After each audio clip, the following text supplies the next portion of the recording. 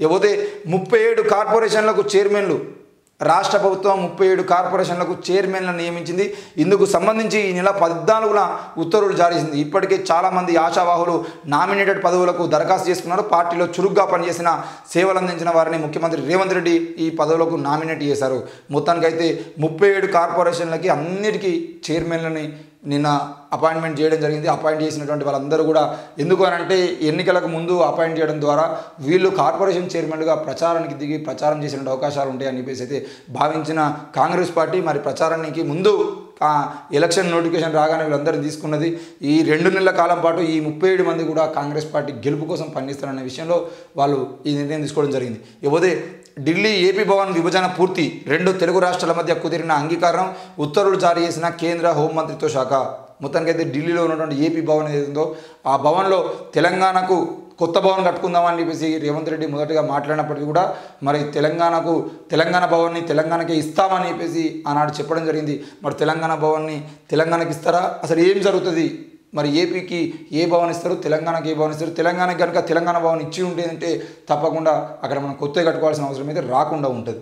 ఇకపోతే 6.67 కోట్ల నగదు పట్టివేట కరీంనగర్ ప్రతిమ మల్టీప్లెక్స్లో స్వాధీనం ఐటీ అధికారులకు అప్పగించిన పోలీసులు. ఈ కరీంనగర్ మల్టీప్లెక్స్ ప్రతిమ మల్టీప్లెక్స్ అని రాసిన వార్త కానీ ఇక్కడ అసలు విషయం రాయలే. ఈ ప్రతిమ మల్టీప్లెక్స్ అనేది బోయినపల్లి వినోద్ కుమార్కి సంబంధించినటువంటి మల్టీప్లెక్స్.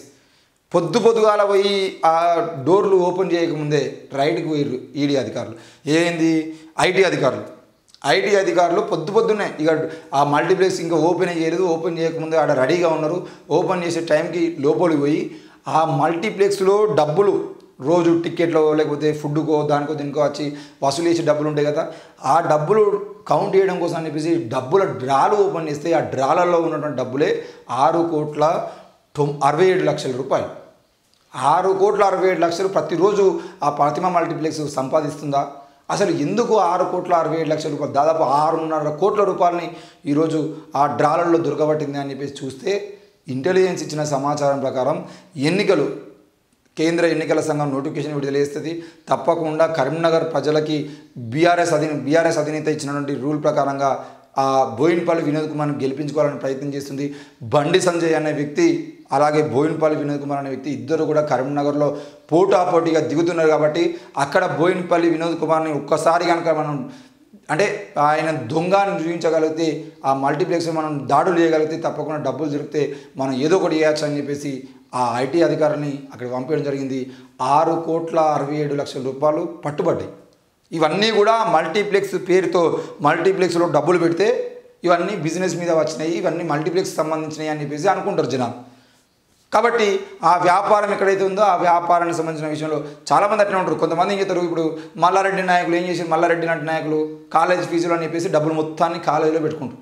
ఏంది అని అంటే పిల్లలు కాలేజ్ ఫీజులు కట్టిరు కాబట్టి మాకు సంబంధం లేదు, ఆ పైసలతో అవి మల్లారెడ్డి పైసలు కావు అని చెప్పేసి చెప్పుకుంటారు. అట్లా ఈ మల్టీప్లెక్స్లో డబ్బులు పెడితే ఏమవుతుంది అని అంటే మల్టీప్లెక్స్ బిజినెస్లో భాగంగా వచ్చిన డబ్బులు అవన్నీ వాటన్నిటికి లెక్కలు ఉన్నాయని చెప్పేసి చెప్తారు.